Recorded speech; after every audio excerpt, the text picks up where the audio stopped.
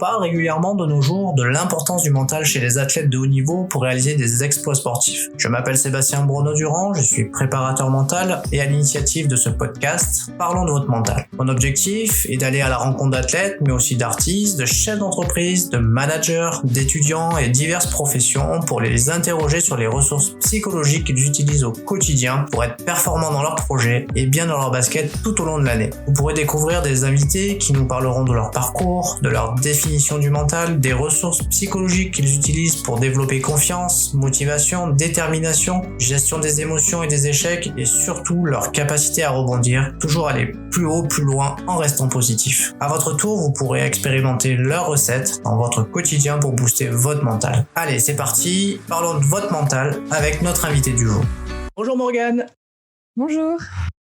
Alors, je suis ravi de t'accueillir ce matin sur le podcast Parlons de votre mental et ravi de pouvoir échanger avec toi sur ce que tu fais dans la vie. Donc, je sais que du coup, tu es dans le domaine du digital, dans l'accompagnement d'athlètes dans ce domaine-là et je sais que tu as conçu une formation dernièrement à destination des athlètes pour les aider du coup à mieux communiquer sur leur image et aussi du coup par la même occasion à trouver des sponsors. Voilà, donc tout ce que je sais de toi, mais écoute, je vais te laisser la main pour mieux te présenter toi-même. Déjà, merci pour l'invitation, c'est super sympa de me laisser la parole. Donc comme tu disais, donc je m'appelle Morgane, je suis community manager du coup spécialisée dans le sport.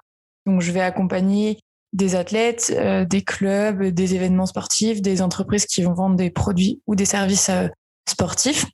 Et donc je les accompagne en fait pour développer leurs réseaux sociaux, pour les aider à atteindre leurs objectifs. Donc ça va être pour les athlètes notamment trouver des sponsors, du financement, etc. Mais aussi faire des ventes pour les entreprises, se faire connaître, etc.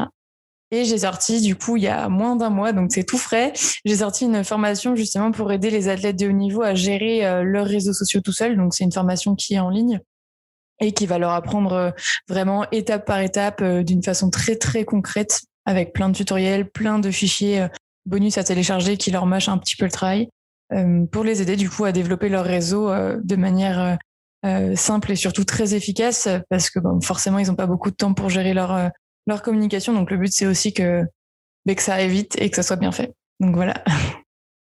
Tu peux nous en dire un petit peu plus sur ton parcours, comment tu t'es arrivé du coup à devenir community manager, comment ça se passe pour faire ce métier? Eh ben en fait, ça s'est fait assez tardivement dans le sens où j'ai pas tout de suite su ce que je voulais faire, tout simplement. Donc j'avais fait un bac ES, ensuite j'ai fait une licence web marketing, donc c'était vraiment de la création de sites, gestion des réseaux sociaux, etc., etc. Et j'avais aussi ce côté sport qui m'attirait, mais pas le côté sport entraînement, etc. Hein. Vraiment, je voulais rester plus sur le côté communication. Et du coup, je me suis dit après que j'allais me spécialiser, du coup, après ma licence, sur la partie sport pour avoir les deux casquettes, avoir la spécialité web plus la spécialité sport, bien comprendre les enjeux, les acteurs, comment ça fonctionne, etc. Et donc, du coup, j'ai intégré Amos, qui est une école de commerce de sport. Donc, j'ai intégré l'école de Bordeaux pour le master, donc 2 ans. Et en fait, suite à ça, donc j'ai obtenu mon diplôme en 2018. Ouais, c'est ça, en 2018. J'ai fait un stage dans la foulée dans un club de rugby en Pro D2 parce que j'ai eu l'opportunité et que même si j'étais diplômée, c'était plutôt une bonne occasion d'allonger mon CV, on va dire. Et suite à ça, en fait, donc on est en janvier 2019. J'avais pas de travail, je voulais rester dans le Sud-Ouest, mais donc pas monter sur Paris surtout. Et il y avait pas forcément d'opportunités, d'emploi, etc. Et j'avais l'idée de me lancer en freelance, mais honnêtement, je pensais faire quelques années en agence, en club, etc. pour me faire la main un petit peu. Et au final, j'avais rien, j'avais pas de chômage, donc financièrement, voilà, c'était le néant, on va dire. Et donc je me suis dit écoute Morgane, de toute façon t'as rien à perdre, donc lance-toi en freelance et puis si ça marche tant mieux, t'auras tout gagné. Si ça fonctionne pas, tant pis, tu trouveras autre chose. Et du coup ça fait 2 ans et demi et ça fonctionne plutôt pas mal, donc c'était une bonne idée. Comme quoi, il faut aussi savoir se lancer et puis pour aller de l'avant. Hein. C'est vrai que c'est très difficile.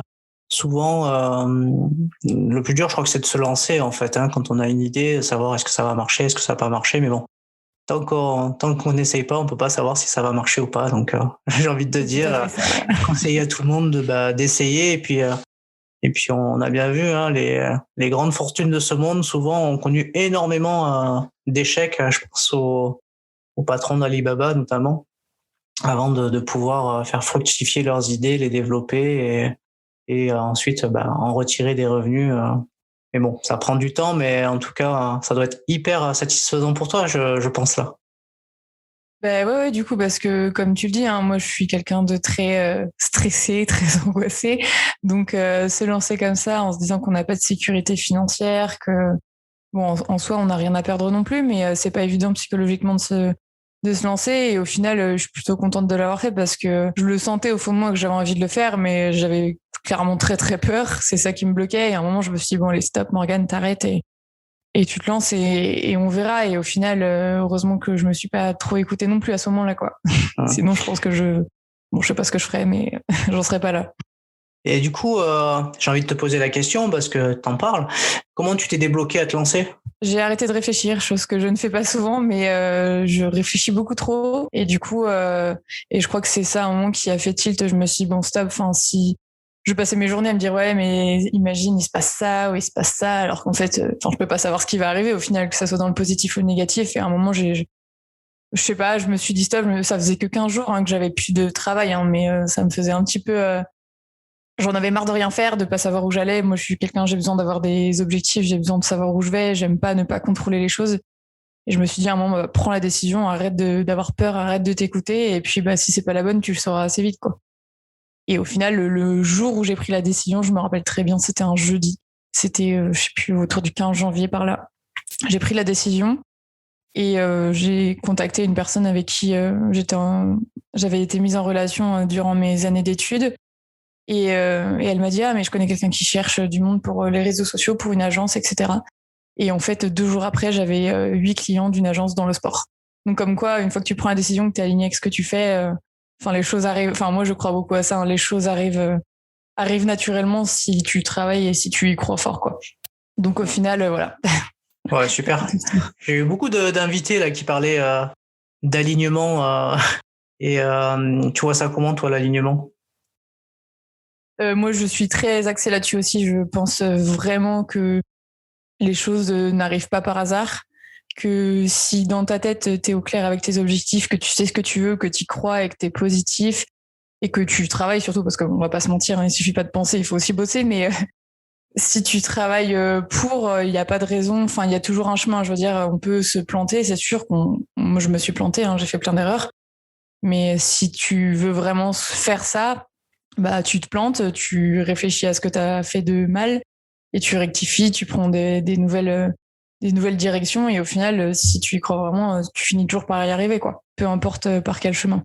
Mais moi, je suis très, ouais, je suis très dans l'alignement, c'est-à-dire que je vais pas faire quelque chose quand c'est pas dans mes valeurs, quand ça me rend pas heureuse. Je veux dire, je préfère avoir, je dis n'importe quoi, 5 clients, mais être très en phase avec eux, être très aligné avec eux et prendre du plaisir à faire ça, plutôt que d'en avoir 15 et au final ne pas être heureuse, faire les choses un peu à contre-cœur, etc. Je suis, ouais. L'alignement, je pense que c'est important et de toute façon, on ne travaille jamais bien, je pense, quand on n'est pas aligné avec ce qu'on fait, on n'est pas heureux en tout cas. Ouais, je suis d'accord avec toi en fait. Après, parfois, c'est souvent difficile aussi parce qu'il faut avoir cette capacité de ressentir aussi qu'on n'est pas heureux dans ce qu'on fait pour pouvoir aussi s'en séparer et pouvoir aller de l'avant, quoi. Mais voilà, parfois ça prend un peu de temps aussi, mais ça veut dire que c'est important aussi de se connecter à ce qu'on ressent soi-même. Ouais, je pense qu'il faut déjà se connaître, savoir. Moi, je sais que ça m'arrive souvent de me poser, j'allais dire une fois par mois, peut-être pas, une fois tous les 2 mois, et de me dire, ok, là, tu fais un petit bilan. Comment tu te sens? Qu'est-ce qui t'a plu sur les 2 derniers mois? Qu'est-ce que t'as pas aimé faire? Qu'est-ce que t'as aimé faire? Qu'est-ce qui t'a pesé? Qu'est-ce qui t'a stressé? Et après, je fais le ménage, quoi, entre guillemets. Ouais, c'est une super méthodologie que j'invite vraiment tout le monde à faire, hein, au final, parce que du coup, c'est ce qu'il y a de mieux pour pouvoir avancer, quoi. On va parler de ton mental, si t'es d'accord. Ouais, oui. Alors, qu'est-ce que le mental pour toi? Qu'est-ce que le mental? Attends, il faut que je réfléchisse. Le mental, c'est la capacité de gérer son esprit et de se mettre dans de bonnes conditions justement pour passer à l'action physiquement, j'ai envie de dire. Je pense que quand tu veux faire quelque chose, il suffit pas de le faire physiquement, il faut aussi que dans la tête ça soit bien, parce que si on prend, je vais prendre un exemple, ce sera plus facile parce que là c'est pas facile avec des mots, mais si on prend deux athlètes par exemple, si on prend un athlète, je sais pas, en triathlon, je dis n'importe quoi, à compétences égales, c'est-à-dire que physiquement ils ont eu exactement la même prépa, ils ont eu la même alimentation, ils ont eu le même sommeil, ils ont eu la même hydratation, enfin voilà, on va dire que c'est des jumeaux, ils sont exactement pareils. Je pense sincèrement que celui qui aura fait une préparation mentale, qui aura travaillé son mental, sera devant celui qui ne l'a pas fait. Parce que bah ça fait partie de la performance. Hein. La performance, c'est pas que le physique, c'est pas que les actions, c'est aussi le mental. Et du coup, si on est aligné avec ses objectifs, ce qu'on aime, ce qu'on fait, etc., forcément déjà on est plus heureux. Et en plus de ça, on va beaucoup plus loin que quelqu'un qui fait les choses entre guillemets. Alors j'allais dire sans réfléchir, c'est un peu fort comme mot, mais sans l'avoir préparé en tout cas. Tu parles de travailler son mental. Est-ce que tu travailles le tien? Ouais, alors je suis accompagnée ponctuellement par une coach quand j'en ressens le besoin. J'ai beaucoup travaillé, depuis 2 ans, notamment depuis que je me suis lancée, ma confiance en moi, parce qu'on va dire que j'étais, on peut pas être à 100%. Hein, je dis pas qu'aujourd'hui j'ai confiance en moi à 100%, mais c'est quand même beaucoup mieux qu'il y a 2 ans, déjà parce que j'ai grandi, parce que en lançant mon entreprise, forcément, je suis obligée aussi de passer par là. Je me rabaissais beaucoup, j'avais pas confiance en moi, j'osais pas assez, j'écoutais plus mes peurs qu'autre chose.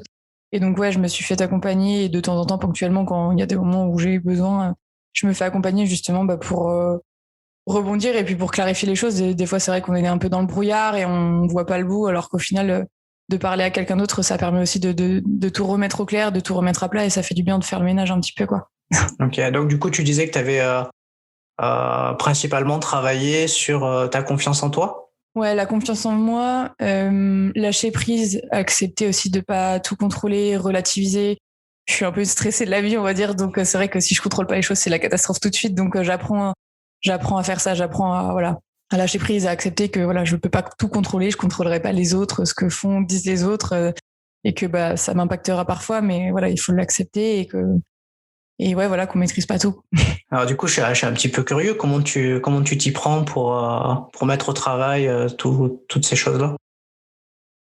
Bah après, il y a eu beaucoup d'étapes, hein, mais déjà arrêter ma petite voix dans la tête là que j'ai qui me parle à moi-même, arrêter de me rabaisser, de toujours voir le côté négatif. Ça a beaucoup été ça, apprendre à être positive, à pas voir les problèmes avant qu'ils arrivent, à pas voir le négatif alors qu'il y a plein de choses positives à chaque fois à côté, et je les voyais pas tellement j'étais concentrée sur les pseudo-catastrophes qui pourraient se passer et qui parfois n'arrivent jamais en plus.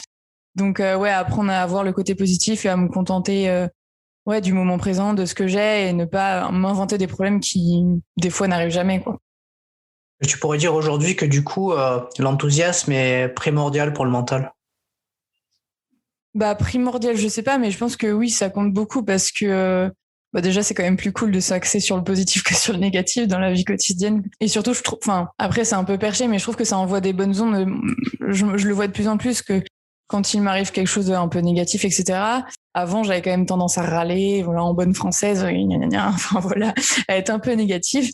Et au final, ça attire pas des ondes positives, parce que du coup, je suis négative, et mon entourage, du coup, ça va le rendre négatif aussi. Et à l'inverse, du coup, depuis que j'ai un peu cette technique qu'on m'avait donnée, même s'il se passe quelque chose de négatif, et du coup, je vais quand même essayer de me focaliser sur le positif. Et au final, ça se vérifie un peu. Il m'est toujours arrivé des trucs positifs à la suite. J'ai attiré d'autres choses, pas forcément ce que j'avais prévu, mais j'attire des choses positives à moi.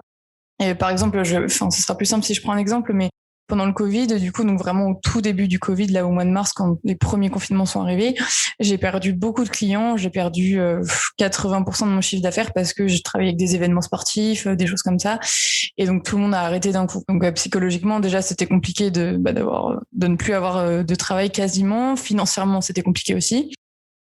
Et il y a quelques années, je me serais dit, ok, c'est la fin du monde. Bon, je me le suis dit quand même pendant 1 ou 2 journées, faut pas se mentir, mais et après, je me suis dit, ok, Morgane, t'avais mis tous tes œufs dans le même panier, on réfléchit, qu'est-ce qu'on fait? Et au final, j'ai diversifié mes revenus, j'ai sorti une formation, j'ai donné des cours en école, j'ai trouvé d'autres clients en community management.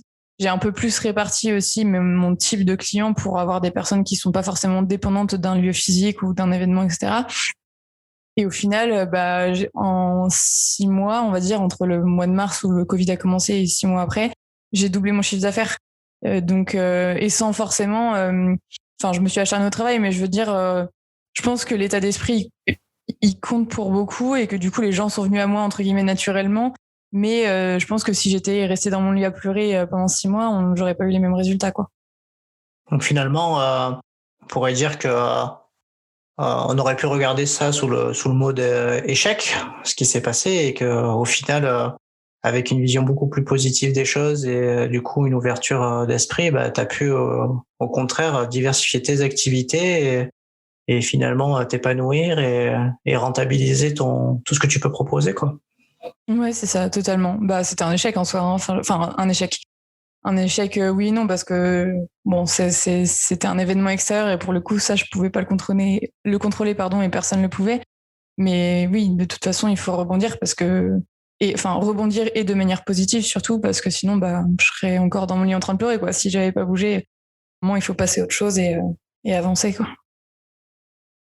Est-ce que le regard des autres, ça te parle? Est-ce que tu as en tout cas dans le temps de ton entreprise, là, avec sa construction, son développement, est-ce que tu as eu affaire à des gens qui finalement par leur regard étaient plus négatifs qu'autre chose et finalement ça a pesé sur tes choix, sur ton développement?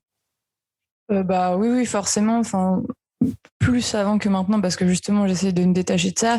Mais forcément, je pense que c'est un peu le cas de tout le monde. On a envie de plaire aux gens, on a envie que les gens nous soutiennent, soient d'accord avec ce qu'on fait, etc. Mais au final, plus j'avance et plus je me rends compte que si on fait ça, on n'avance pas, on n'est pas forcément heureux et surtout, il faut vivre pour soi et pas pour les autres, quoi.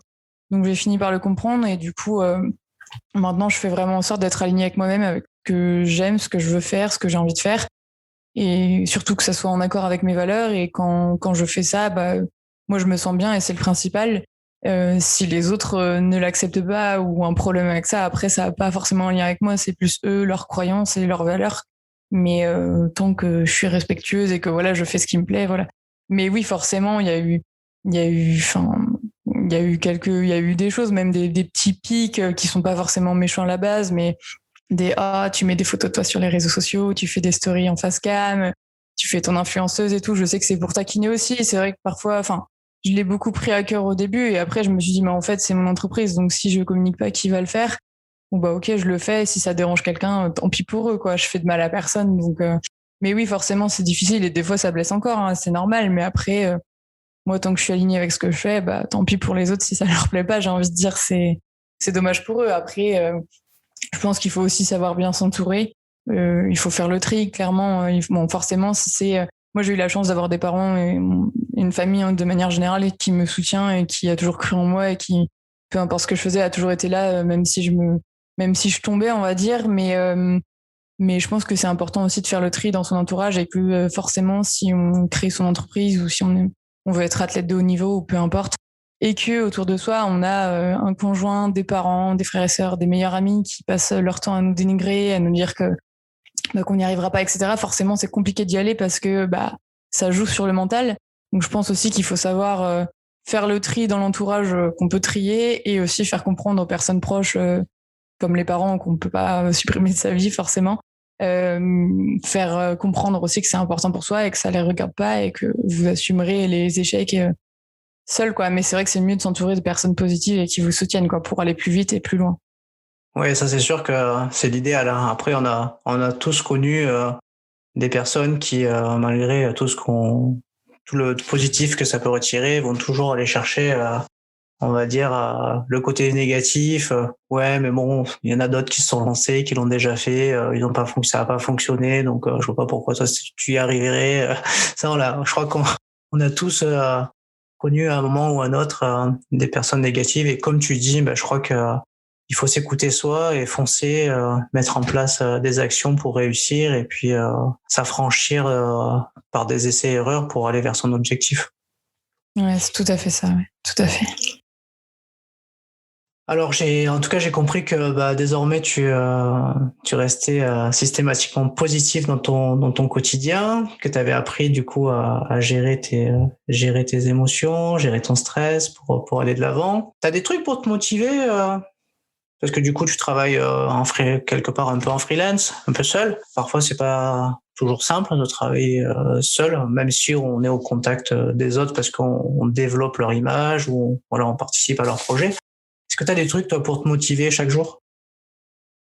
Ouais, alors, déjà, enfin, moi, j'avoue que j'adore travailler seule. Enfin, je veux dire, je travaille bien mieux seule ouais, alors, je travaille avec d'autres personnes, bien sûr, mais j'aime bien diriger les choses. Donc, c'est vrai que ce format-là, moi, ça me va plutôt bien.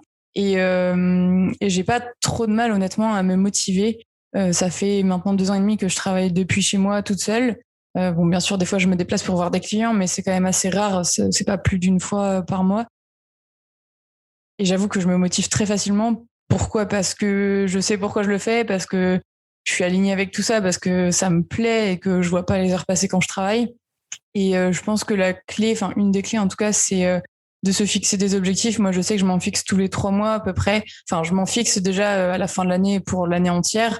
Je sais à peu près chaque trimestre ce qui va se passer pour moi, quels sont mes objectifs, que ce soit en termes de, au début forcément trouver des clients, etc., ma communication, lancer mon site internet, lancer ma formation. Donc, je me fixe des objectifs tous les ans et après, je les redécoupe en petits objectifs pour avancer correctement.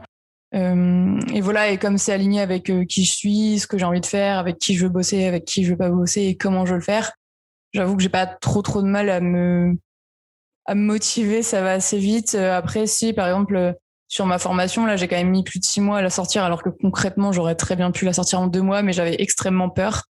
C'était est-ce que ça va marcher? Si ça marche trop, je fais comment? Si ça marche pas, je fais comment? Et si ça plaît pas? Et si c'est trop cher? Et si c'est pas assez cher? Et comment je fais?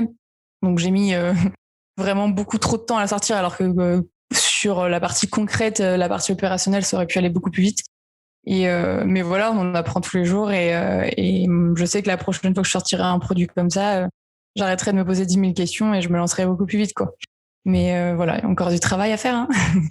Oui, en tout cas, moi, j'ai pu découvrir cette formation rapidement, en tout cas dans son concept. Et voilà, je trouve que c'est une super formation, une super idée.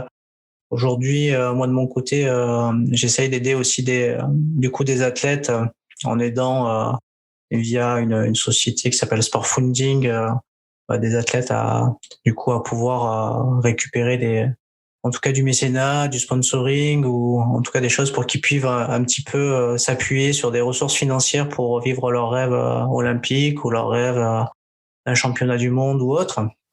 Et ta formation elle est géniale quoi. Donc j'invite vraiment les athlètes à aller la découvrir et en plus enfin voilà, je veux dire comment dire ça, elle est non seulement elle est top, mais en plus elle est accessible donc au niveau pratique et au niveau financier, ce qui fait que du coup j'ai envie de te dire s'il y a des athlètes qui nous écoutent, allez-y, foncez, et allez découvrir cette formation et puis du coup je mettrai un lien parce que du coup moi je trouve que c'est une super idée en tout cas. Et Bah, merci. je te remercie d'avoir fait ça pour les athlètes parce que c'est vraiment nécessaire aujourd'hui, moi qui viens du domaine du sport et qui aide un petit peu de temps en temps de manière philanthropique des athlètes qui n'ont pas de revenus. Je crois que ça va pouvoir les aider et les soutenir dans leurs projets sportifs parce que on va dire que même eux avec le Covid ils ont bien galéré. Ouais, bah merci beaucoup, c'est trop gentil ce que tu dis. Merci pour la petite pub. Voilà, c'est pas de la pub, hein, c'est des convictions. Enfin voilà, c'est une conviction que voilà, c'est nécessaire et utile aux athlètes de pouvoir se former sur leur communication, sachant que je vois, enfin voilà, je regarde beaucoup d'athlètes sur leur profil Instagram ou sur d'autres profils et il y en a beaucoup qui communiquent très mal et et je pense que du coup se former à avoir une bonne communication pour attirer des partenaires financiers, des entreprises. Je pense que ça s'improvise pas et qu'il faut être formé ou être accompagné pour le faire. Ouais. L'objectif du coup. Tu parlais de pression, de stress tout à l'heure. Est-ce que comment tu t'y prends pour surmonter ton stress maintenant maintenant que t'as été accompagné, quels sont les outils que tu as du coup mis en place pour toi pour arriver à dépasser tout ça?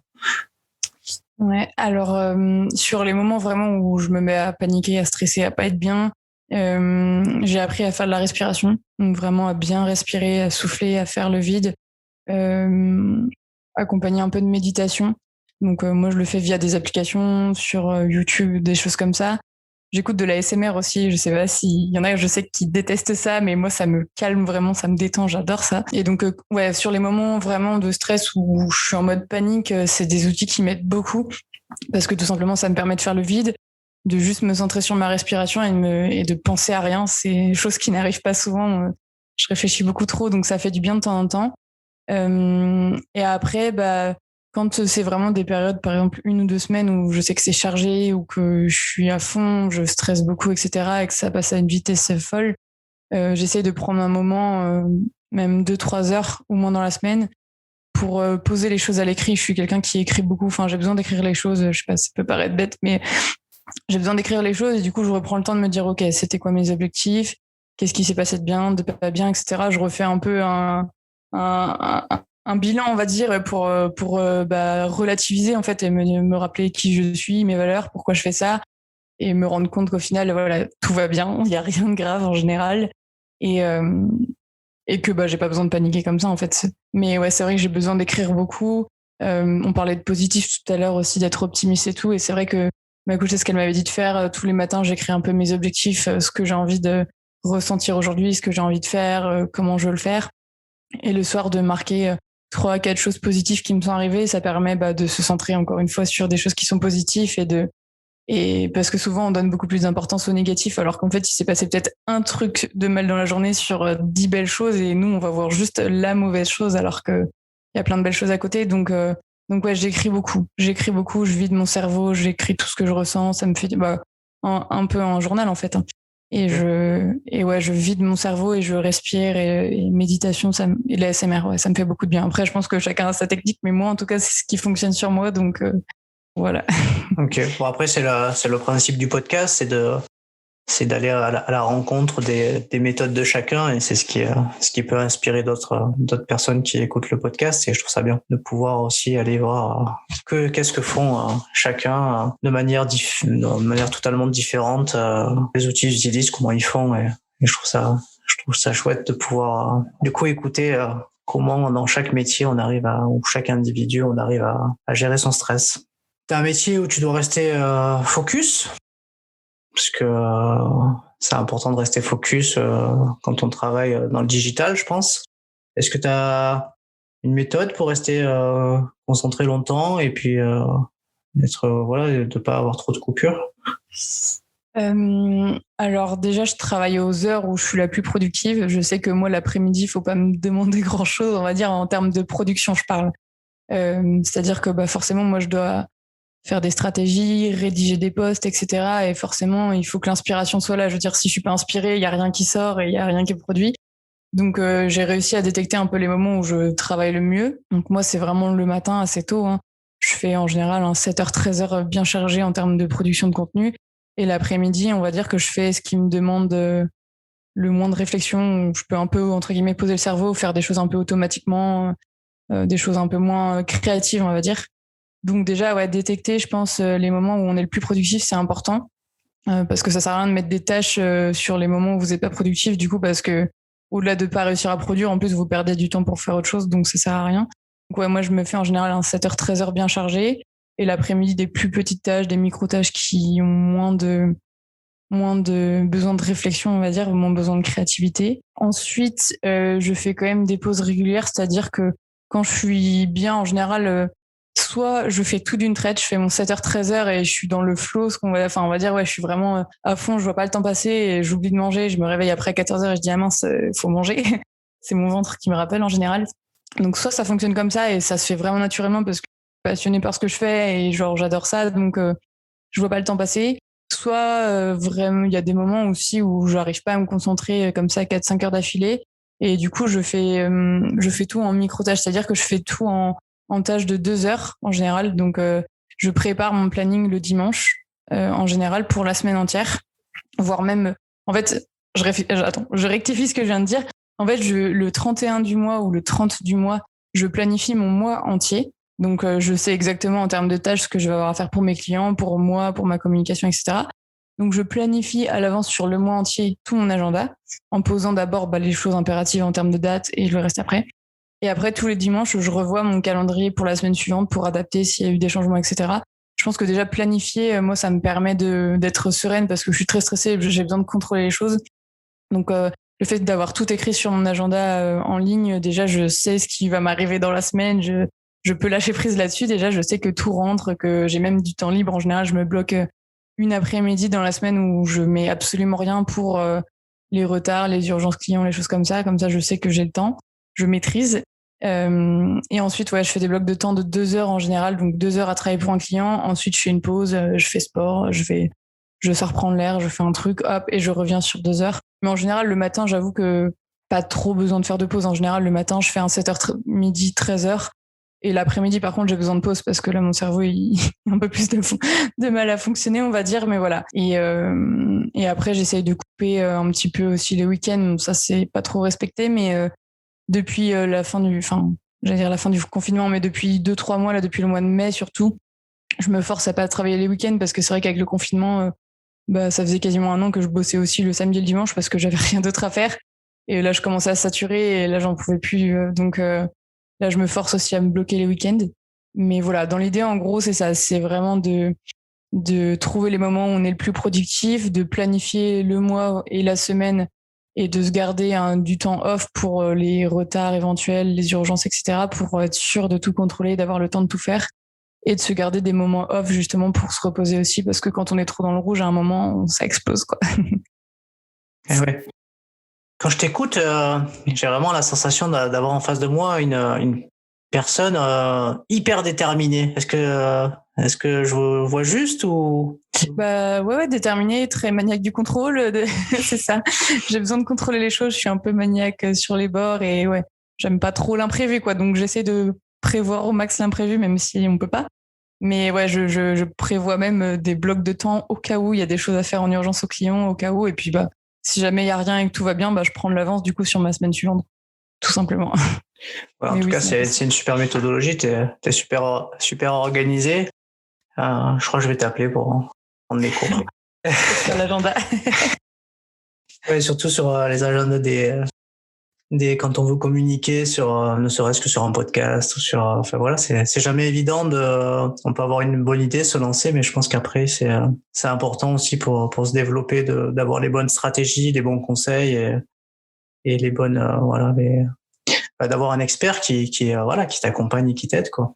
Je pense qu'on a des compétences, mais on peut pas être compétent de partout, quoi. Donc, il faut savoir aussi bien, comme tu disais tout à l'heure, c'est justement bien s'entourer pour pouvoir faire les choses bien. Et puis, finalement, ça permet aussi de faire descendre sa pression et son stress, d'être bien entouré. C'est ça. Moi, clairement, si mon agenda n'est pas fait, je ne suis pas bien du tout, hein. Vraiment, mon agenda, c'est tout. Si je contrôle, si je me lève le lundi matin et qu'il y a rien dans mon agenda que je l'ai pas prévu, je me sens pas bien. J'ai besoin de mon agenda, j'ai besoin de tout contrôler, de savoir ce que je fais dans une semaine à telle heure. Je me sens pas bien sinon, mais vraiment, c'est peut-être un peu grave, mais ouais, voilà, je suis comme ça. Bon, non, c'est pas grave, hein. Chacun a besoin d'identifier ses besoins, et ça, c'est un besoin vital apparemment pour toi. Clairement. On arrive sur la fin du podcast. Je voulais te demander finalement quels sont tes secrets pour avoir un bon mental et rendre accessible tes rêves. Alors, les secrets, j'ai pas de secrets en soi, je suis pas préparatrice mentale, donc à prendre avec des pincettes, mais je pense qu'il y a plusieurs choses. Il y a déjà se fixer des objectifs et mettre en place un plan pour atteindre cet objectif-là, parce qu'on peut se dire, ok, je sais pas, je vais être champion olympique, mais si derrière on n'a pas un plan pour y arriver et qu'on s'entoure pas des bonnes personnes, ça peut être compliqué. Donc je pense que déjà, pour avoir un bon mental, ouais, il faut se fixer des objectifs, il faut régulièrement se demander qui on est, dans quelle direction on va, qu'est-ce qui nous fait vibrer. En fait, je pense que c'est pas avoir un bon mental, c'est surtout être heureux, en fait. Enfin, c'est la même chose. Enfin, non, c'est pas la même chose, mais pour moi, ce qui compte le plus, c'est de me sentir bien. Donc, c'est vraiment régulièrement de me demander, OK, est-ce que ça va? Qu'est-ce qui va pas? Qu'est-ce que tu veux arrêter de faire? Qu'est-ce que tu veux continuer de faire? Et une fois que ça, je l'ai déterminé, que je suis en phase avec ça, que je suis en accord avec mes valeurs et que je me sens bien, bah, je me choisis mes objectifs pour les prochains mois et du coup, j'essaie de les atteindre du mieux que je peux avec les bonnes personnes autour de moi et en me fixant des petits objectifs et en me concentrant sur le positif, quoi. Je sais pas si je réponds bien à ta question, mais... Mais il n'y a pas de bonne ou de mauvaise réponse, c'est ta réponse et je la trouve très pertinente. Pour terminer, est-ce que tu aurais des citations qui t'inspirent au quotidien et qui te guident? J'ai un dossier rempli de citations, hein. J'en ai pas qu'une.